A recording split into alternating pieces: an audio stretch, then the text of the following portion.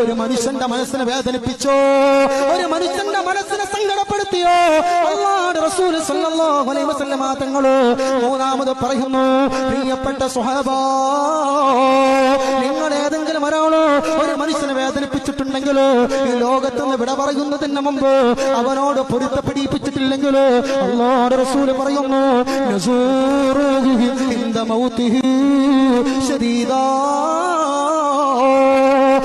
മനുഷ്യന് മരണപ്പെടുമ്പോ നമ്മളെ മനുഷ്യന്മാരെ വേദനിപ്പിച്ചവരാണെങ്കിലോ നമ്മളെ മരണപ്പെടുമ്പോ അസഹ്യമായ വേദനയാണോ?